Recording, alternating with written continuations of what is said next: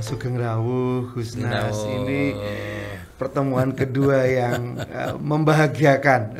Setelah yang pertama kemarin kelihatannya kok saya bilang teman-teman nih kayaknya kita butuh ngobrol lagi nih. Masih banyak sekali yang kita pengen belajar dan pengen kita tahu. Terutama warisan Jogja pada dunia. Ini yang menurut saya sebetulnya agak menarik, bukan agak sangat menarik untuk kita bicarakan hari ini. Sedikit aja Gus, kira-kira sebagai pembuka di awal, Sumbu Filosofi, Affandi, Gus Bini, terus kemudian siapa lagi ya, orang-orang hebat yang ini, atmosfernya di Jogja itu apakah memang kondusif untuk itu apa, ataukah memang ini hanya orang Jogja aja yang melankolis sehingga senang begitu atau bagaimana? Gimana Gus? Ya, dalam catatan sejarah jelas kan, sebagai kota perjuangan itu melahirkan tokoh-tokoh besar kan gitu. Kalau kita bicara mengenai di Pangeran Diponegoro gitu kan, di Jogja kita bicara mengenai Jenderal Sudirman, di Jogja kita bicara apa saja itu kan tema-tema heroik kan gitu. Tetapi dalam konteks tadi disebut Sumbu Filosofi, kita melahirkan Sultan Agung kan, Sultan Agung yang dengan gagah berani melakukan gertakan kepada Jan Pieter Sun Kun di Batavia dan sampai beberapa kali. Itu bukti nyata bahwa Jogja memang punya leluhur yang bernyali tinggi. Itu satu ya. Bukan kita chauvinistik, tentu tidak. Itu kita hanya membaca sejarah saja kok gitu kan. Kemudian kita punya yang namanya Ki Hajar Dewantara. Kita punya yang namanya Ki Haji Ahmad Dahlan. Itu nama-nama besar. Besar sekali bahkan ya. Hari ini kita bisa membaca dengan seksama aset ormas terbesar di dunia itu ya Muhammadiyah. Bayangkan lembaga pendidikan kayak apa gitu. Nggak bisa tidak, kita memang harus mengakui dan memuji yang namanya Ki Haji Ahmad Dahlan berikut Muhammadiyahnya itu kan gitu. Nah, kita juga di bidang kesenian, di musik kita punya Gus Bini. Bagimu Negeri itu kan sebuah kesadaran kebangsaan yang tidak bisa ditawar-tawar gitu. Dan itu disampaikan dengan kalimat pendek dengan stansa yang begitu, tapi menohok sampai ke jantung kan gitu. Kami berbakti bagimu negeri, jiwa raga kami. Itu kan kredo besar, ya kan? Itu hitah kan yang memang harus ditunjukkan bahwa kita bisa berbangsa, berbeda suku, tapi kebinekaan itu harus diikat betul dengan tadi bagimu negeri. Merah putih dan macam-macam itulah. Nah, lalu di bidang seni rupa kita punya orang yang lahir di Cirebon tetapi besar mendunia di Jogja, itu namanya Affandi Kusuma gitu.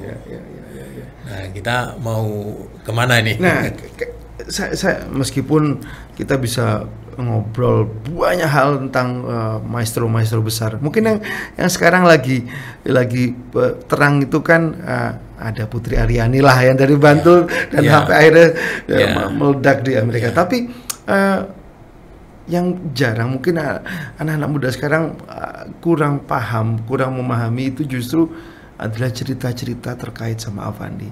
Saya sempat membaca sedikit bukunya panjenengan yang terkait Affandi. Apa sih yang harus kita lihat dari sosok Affandi ini, Gus? Apakah memang hanya saya pikir terlalu dangkal kalau kita hanya memahami beliau hanya sebagai maestro atau sebagai seorang pelukis.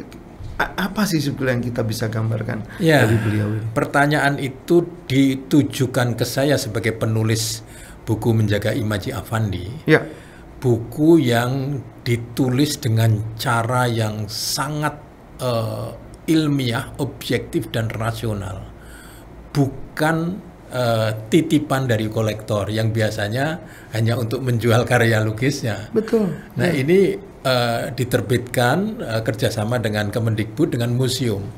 Jadi kami memang harus bertengkar untuk memahami sosok Affandi yang sesungguhnya itu, baik dengan Mami Kartika sendiri maupun dengan para kurator yang lain gitu. Karena tradisi riset saya sudah sangat lama ketika di LP3IS di majalah Prisma.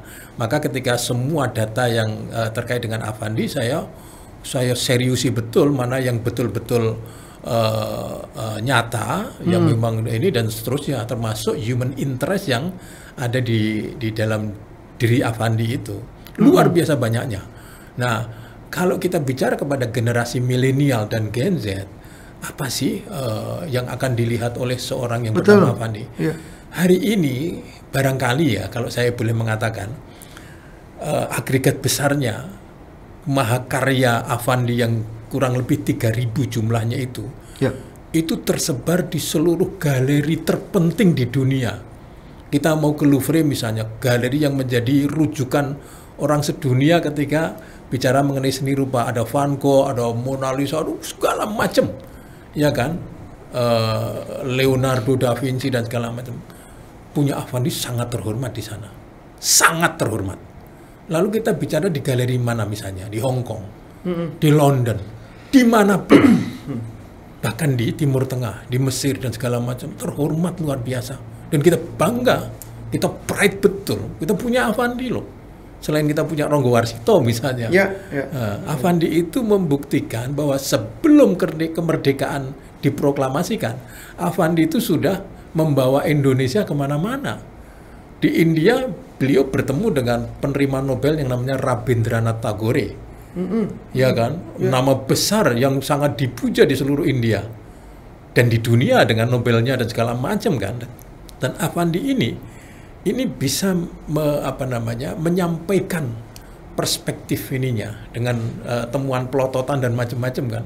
Nanti secara teknis panjang lah, tapi bukan dalam forum ini kita akan diskusi.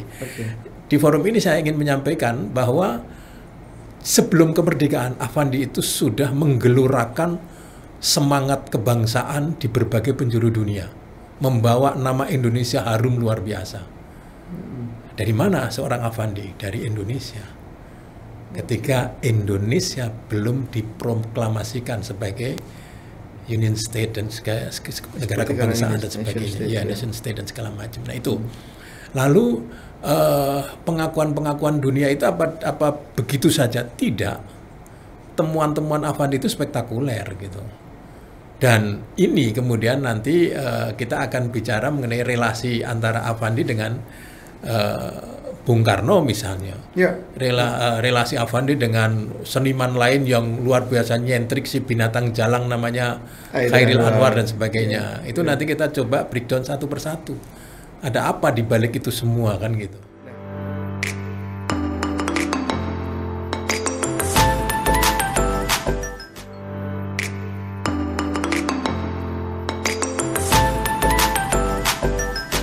Oke Pak, kita lanjutkan lagi Pak. Jadi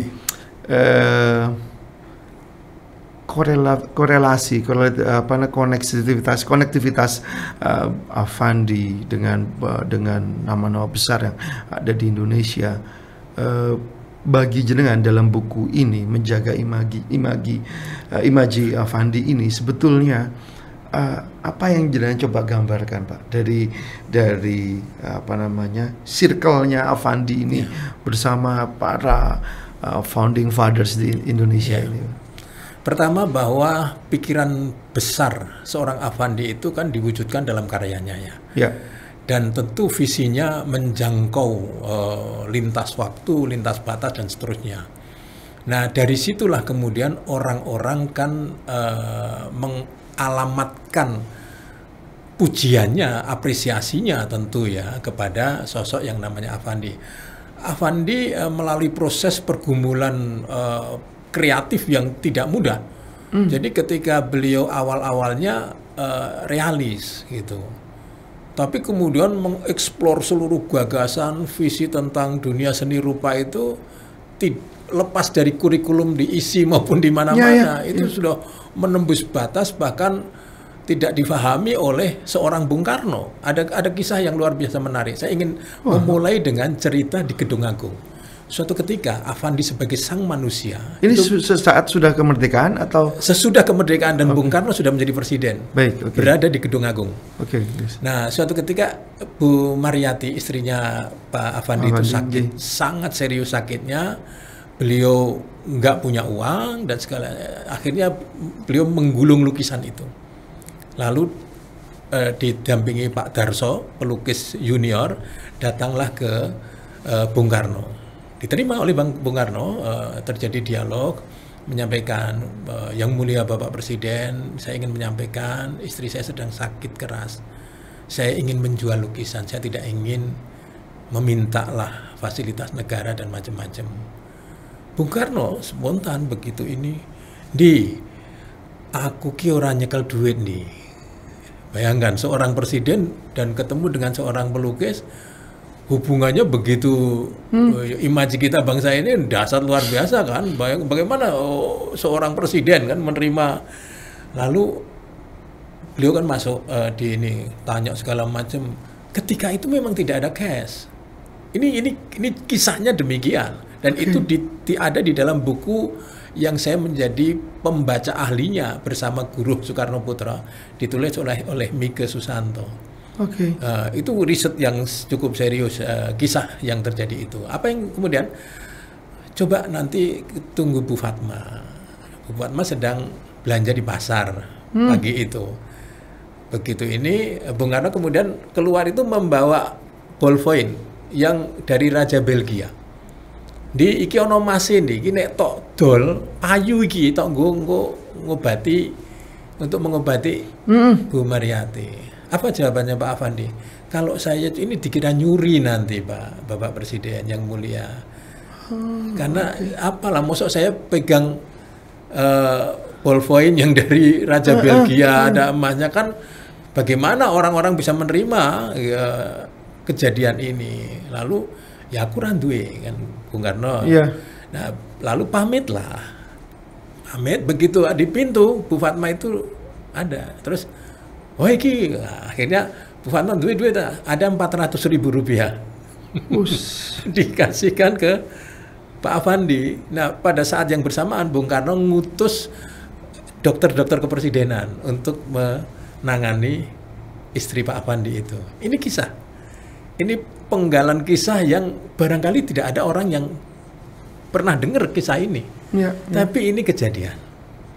Itu satu, betapa relasi seorang, ketika kemudian Pak Afandi pada tahun-tahun berikutnya mengirimkan proposal, karena Bung Karno berjanji akan membikinkan museum, gerbang museum, itu terjadi pertengkaran yang serius. Bung Karno yang suka dengan realis, ya kan, Bung Karno itu kan betul, seorang yang sangat hebat di dunia kolektor, yang Istana Negara hari ini boleh dicek itu koleksi Bung Karno kayak apa banyaknya. Apa yang beliau sampaikan, saiki lukisan kayak cacing-cacing ini loh. Nah, Pak Afandi yang sedang berproses untuk menemukan jati dirinya kan kemudian ngedumel dengan Pak Darso itu.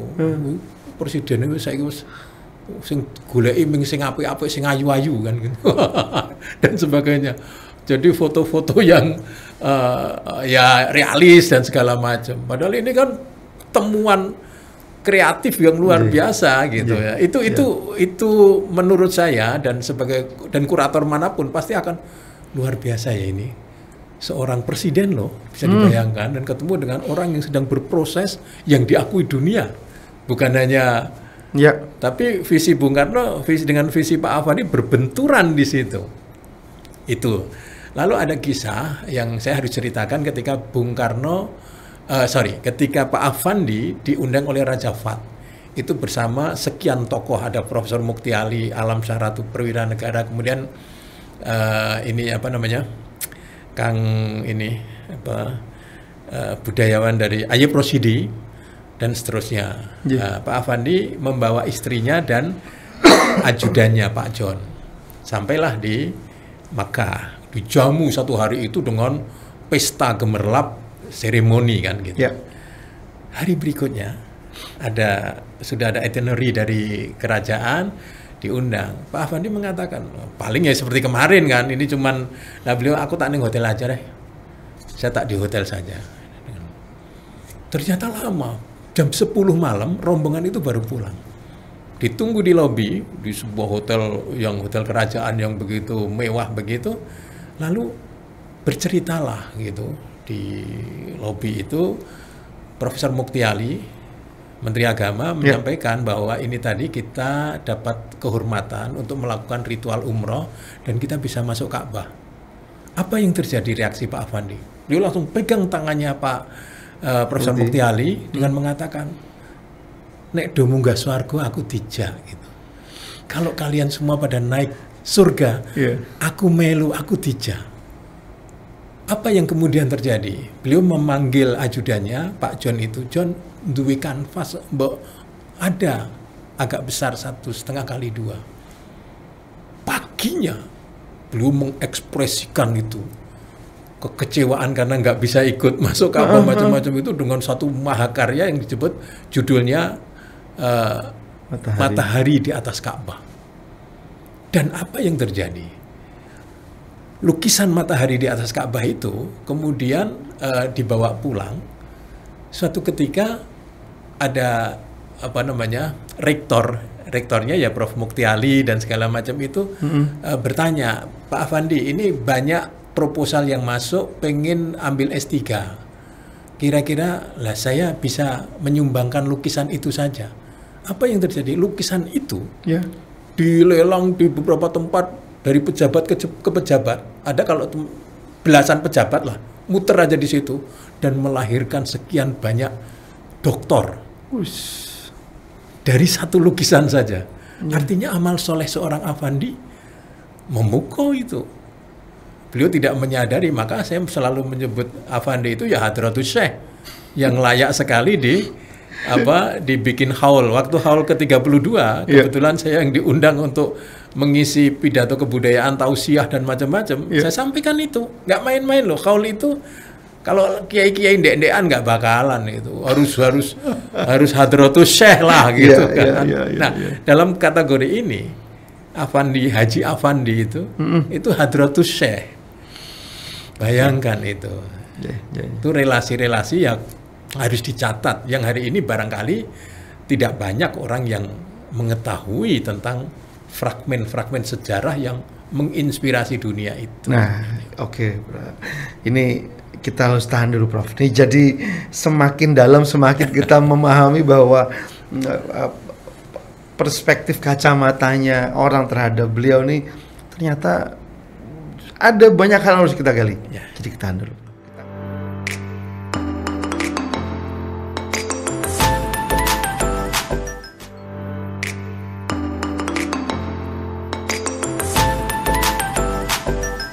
Oke Pak, kita lanjutkan lagi Pak. Jadi tadi sebelumnya jenengan sempat menyebutkan Hairil Anwar dan semangat perjuangan yang dikobarkan oleh hubungan antara Hairil Anwar ini dengan Afandi.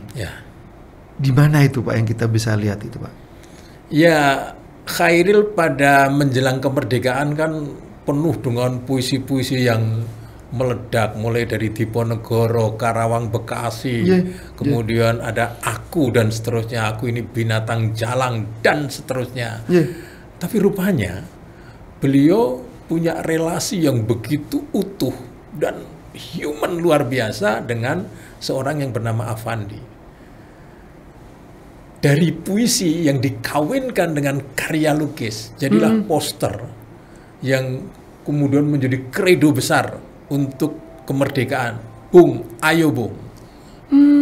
Itu tidak main-main. Dan itu sejarah. Harus dibaca berulang-ulang oleh semua yang ingin melihat bangsa ini makin maju, makin utuh dan sebagainya. Bahwa prosesnya tidak mudah dan melibatkan seniman. Kalau sampai budayawan seniman ditinggalkan oleh politisasi, oleh politik-politik jangka pendek, itu lalu apa jadinya bangsa ini kan? Nah, maksud saya barangkali negara juga harus mengkaji ulang Gen Z, milenial dan segala macam juga harus mulai membaca secara utuh tentang sejarah perjuangan ini. Semuanya kan ingin berdaulat. Betul. Berkeadilan, berkemakmuran dan segala macam. Tapi kalau kemudian saling melecehkan kan tidak memungkinkan terjadi.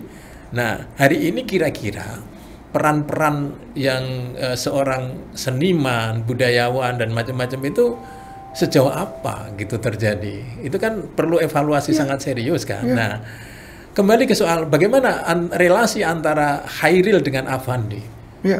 Itu bukan main. Bahkan Chairil itu menulis puisi judulnya Betinanya Affandi. Oh ya? Iya. Ada nanti kalau boleh saya bacakan gitu. Tetapi kemudian ada 3 puisi yang ditulis oleh seorang Chairil terhadap Affandi, dan Affandi membalasnya dengan melukis 3 sosok Chairil. Tidak main-main itu, ya kan? Bagaimana karya dengan karya diadu dan mewariskan sebuah nilai yang sangat universal kan? Bukan hubungan emosional antara tapi menginspirasi bangsa loh. Nah, hari ini puisinya Chairil itu kalau dibaca tetap saja vibrasinya luar biasa, dan hari ini juga lukisan-lukisan Affandi mengenai Chairil itu begitu kita lihat gila ya, sebegitunya ya, dan sebagainya. Nah, ini kan pelajaran penting. Bagaimana kurikulum merdeka, pendidikan ini dan segala macam itu melahirkan mahakarya. Harusnya begitu kan? Ya, betul. Tadi di awal kita bicara dari Jogja macam-macam gitu. Betul, nah, sumbu filosofi keindonesiaan itu akan seperti apa kalau kita tarik gitu. Jogja menjadi inspirasi barangkali kan. Memantik sebuah kesadaran baru gitu, eling waspodo, tapi juga menjangkau pikiran besar gitu. Kira-kira hari ini ketika dunia sedang mengalami perubahan yang luar biasa cepat gitu, dengan literasi digital atau lompatan-lompatan apapun lah, dengan itu seperti apa gitu. Nah, tapi pesan-pesan inti yang jenengan sampaikan bahwa kita kan nggak ngomong generasi sekarang aja kan, Pak. Ini kita ngomong bahwa buku ini mungkin nanti berubah bukunya jadi bentuk e-book atau apapun. Ini kan ada pesan inti yang ingin jangan sampaikan ke generasi selanjutnya. Apa sebetulnya, Pak, yang ingin digali? Mungkin sudah ada ribuan buku Affandi, Pak. Tapi apa yang membuatnya jadi spesial dan jangan ingin sampaikan ke generasi Saya akan kembali pada judul Menjaga Imaji. Imajinasi seorang Affandi, imajinasi seorang Chairil itu harus dijaga oleh bangsa ini, oleh para politisi hari ini, oleh generasi milenial hari ini, oleh Gen Z hari ini. Kalau kita tidak punya imajinasi, hanya pikiran-pikiran cetek gitu, lalu apa yang terjadi? Ini kan semacam weltanchong, semacam world view, pandangan dunia secara utuh. Dalam wujud apa? Karya yang diakui oleh dunia, bukan karya ecek-ecek kan? Ya, tapi kan rata-rata orang melihatnya itu hanya berhenti pada karya, mengagumi karyanya, tapi kita kan mungkin orang awam tidak bisa memahami, Pak. Apa sih imaji yang harus ditangkap oleh anak-anak muda terkait Affandi, Chairil Anwar, atau mungkin kita ngomong Affandi aja deh, Pak. Apa yang kira-kira yang jenengan mau sampaikan ke publik, Pak, bahwa imaji apa yang ingin diterima? Ya, baik. Tahapan-tahapan menjadi seorang Affandi yang adiluhung itu kan butuh proses yang tidak mudah. Nah, proses itulah yang harusnya dibaca oleh kita hari ini, bahwa tidak mudah. Kalau Affandi putus asa dari dulu kan tidak akan lahir seorang Affandi. Misalnya kita bicara itu. Komitmen misalnya. Di situ ada nilai-nilai universal yang sangat banyak gitu kan, kalau di breakdown. Apa sih kan gitu. Apa cuman kita material saja kan, tidak aja hasil karya lukisan, tidak juga. Tapi proses menjadi Affandi, pikiran kenapa simboliknya itu matahari, simboliknya dan seterusnya. Affandi itu kan begitu terkagum-kagum dengan Affandi. Bahkan salah satu lukisan di India itu karena saking panasnya ada 5 sekian matahari dalam satu kanvas. Satu lagi yang saya ingin sampaikan, ketika narsisme hari ini menjadi ukuran, Affandi narsis loh, mbaknya narsis. Bayangkan, lukisan potret diri itu terbanyak sepanjang sejarah di seluruh dunia. Oh iya? Iya, muka demek, mohon maaf ya, bukan mukanya Pak Affandi tidak artistik toh, tetap dalam konteks bukan kayak peragawan kayak ini. Tapi justru muka acak-acakan itu secara komersial laku keras gitu, dan itu dikoleksi oleh tokoh-tokoh besar. Bahkan Galeri Singapura mengoleksi salah satu potret dirinya Affandi. Bayangkan lo itu. Van Gogh tidak melakukan itu gitu.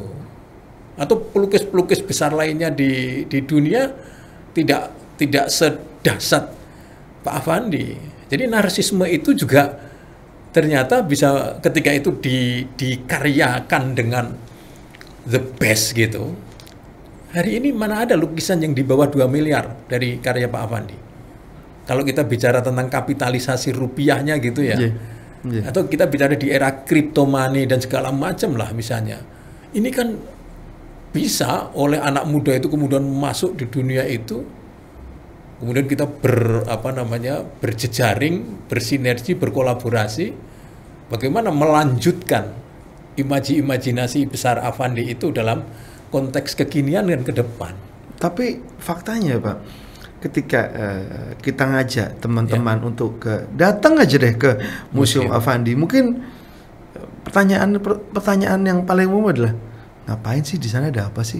Cuma nonton lukisan kan? Nah itu Pak, itu menurut jenengan bagaimana Pak? Ya memang harus ada pikiran-pikiran besar yang bahkan kayak Galeri Nasional atau Kemendikbud atau apapun juga memang harus ikut memikirkan. Jangan kemudian membiarkan orang yang sudah berkarya besar itu ini kan zaman tergerus, tergilas oleh nggak bisa juga. Maka dibutuhkan sebuah political will ya sebenarnya, bahwa Kemenparekraf contohnya misalnya, atau Kemendikbud atau apapun gitu, atau Jogja gitu kan, kita punya Danais, punya macam-macam, mestinya kan kita mempunyai tim ahli yang mendatangi mahakarya-mahakarya yang seperti itu, sehingga apa yang diteriakkan oleh Bung Karno jas merah itu kan ini loh warisan sejarah yang menginspirasi begitu banyak. Nah ini menjembatani antara karya yang sudah